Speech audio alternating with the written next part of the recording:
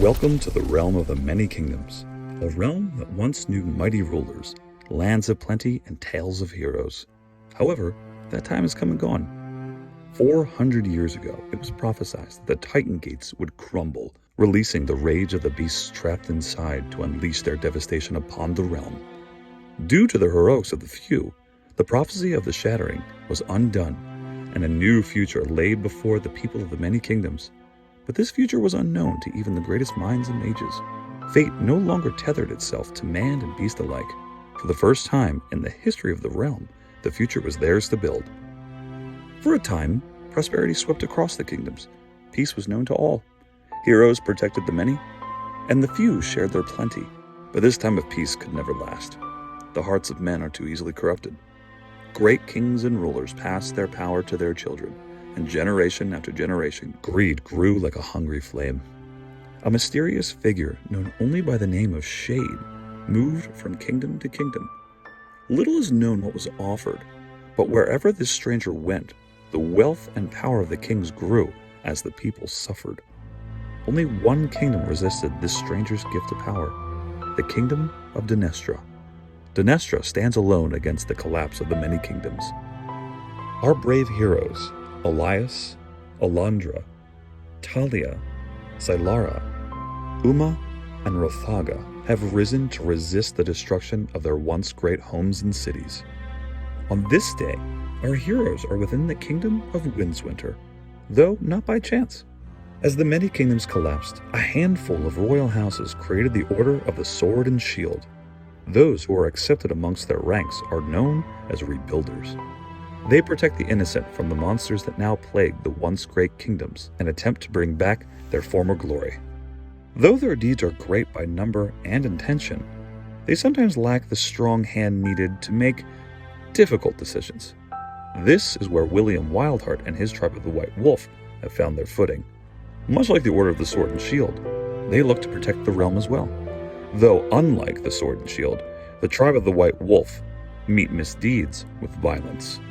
Our heroes have chosen to join William's conquest, and this is where our story begins. The session opens with Elias and his companions within William's camp, the tribe of the White Wolf.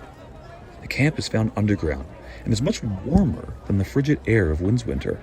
Within this space, many of the tribesmen, but not all, have wolves of their own, much like William and his dire wolf.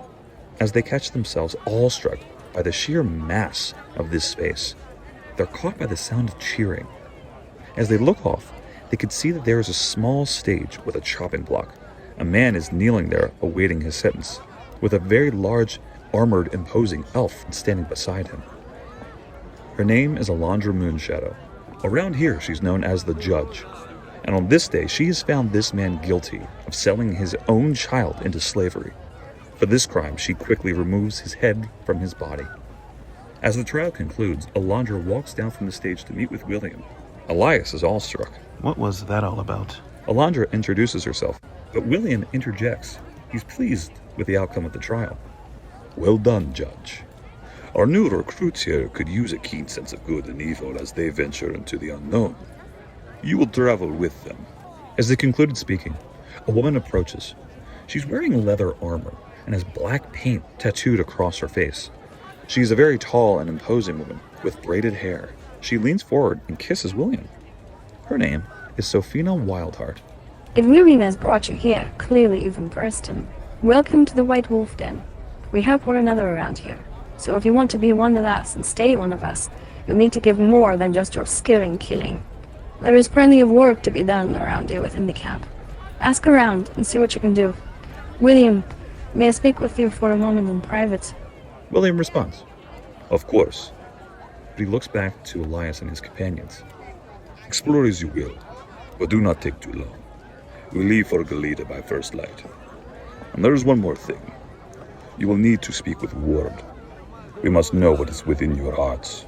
Though a bit cryptic, Elias and his companions choose to explore the camp anyway. But Elias, being the tinkerer he is, finds himself drawn to the familiar sound of industry and craftsmanship. It's here where they find Bringley, the blacksmith. He's an oddly dressed fellow, kind of steampunk attire, with long white hair up in a man bun. He's a skinnier fellow, but beside him is a wolf named Midnight that growls as they approach. Oh, don't worry about him. It takes him a while to warm up to strangers. They begin to hear hissing. Wait, fuck! Well, back to the drawing board. If any of you are good with tools, I wouldn't mind a little bit of help. And maybe I could part with a weapon or two if you could figure out what I'm doing wrong. Elias looks around Bringley's shop to see what he may have to fix this problem. It would seem that Bringley is attempting to mix science with magic in an effort to create a crossbow that fires magic missiles. This is something Elias knows a great deal about. He finds exactly what he needs. Hand me those dragon scales. You see, Bringley, you were lacking the appropriate conduit to channel the intense magical energy needed to complete your designs. That should do it. Bringley is delighted. Dragon scale, of course! Why didn't I think of that? Well, my friends, a deal is a deal. You can each take a weapon of your choosing. They each take what's perfect for them. Bringley tries to grab their attention before they go, though. Have you guys talked to Ward yet? We haven't had the pleasure, I'm afraid. Well, the trials can be pretty tough. If I could give you a little bit of advice, expect the unexpected while you're in there. Things can get a little crazy. They leave and make their way over to the wolf pit. The wolf pit is in the rocky corner of the camp, with wolves in a fenced-in large area. They can see dozens of wolves patrolling the area, some far more ferocious than others. Ward is an old man with a dark cloak draped over his shoulders. He moves with a walking stick and has a long braided beard. His wolf is pitch black with yellow piercing eyes and watches them intensely. Ward looks to Elias and his companions. New recruits. Good. Given that you're here, I take it that you want to build a world worth living in as well. Perhaps even claim a wolf of your own, much like the judge here. You may try, but know this before you enter. They know your weaknesses. They will test you, see if you are worthy of their friendship. If you are worthy of theirs, then you are certainly worthy of ours. But be warned, as you enter their domain, it is out of my control. They decide to enter, and it becomes quickly apparent that not all is as it seems. Ward laughs as he raises his stick into the air, and suddenly there's a bright flash of light, and they find themselves not within the camp of the White Wolf tribe.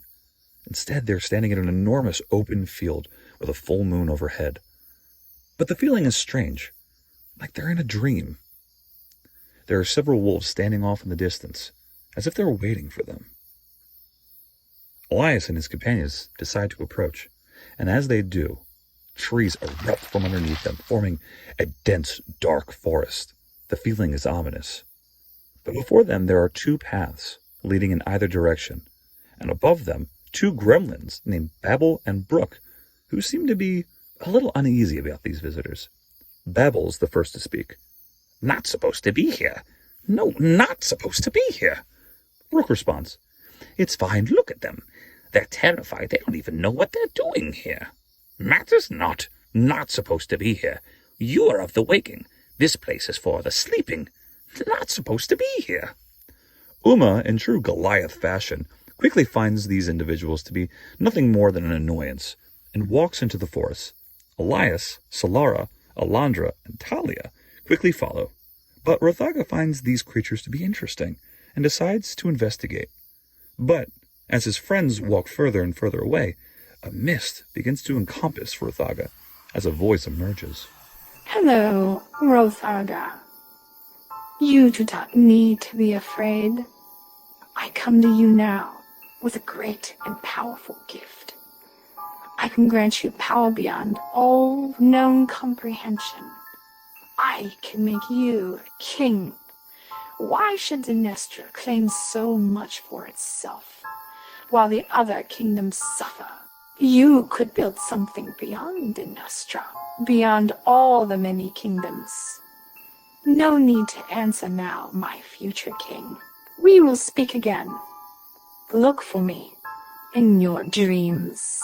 Rothaga looks down into his hand, and there he finds a smooth stone within his palm. A powerful magical item now sits in his presence. It's called the Slumber Stone. As the mist vanishes, Rothaga regains himself and quickly makes his way back to his companions. There they find the wolves on the opposite side of a river, but between them and the river is an enormous bear, with one eye and a scar along its face with 6 arrows in its back. Without hesitation, it charges them, and the battle begins. Uma takes the first of the beast's brutal attacks. As she takes this bear head on, she reaches for one of the arrows, only barely grabbing it as she falls to the ground. Though the demeanor of the bear doesn't change, a blue flash of light erupts from its back, and the wound instantly heals. It turns and charges Elias as he only just manages to dive out of the way. This isn't a fight we can win. We need to remove the arrows. Do whatever we can to restrain the beast. One by one, they remove the arrows as the bear attempted to attack. But just before it bursts free, Talia removed the last arrow, and a flash of light once again emerges from the space. They then find themselves back within the safety of the tribe of the White Wolf.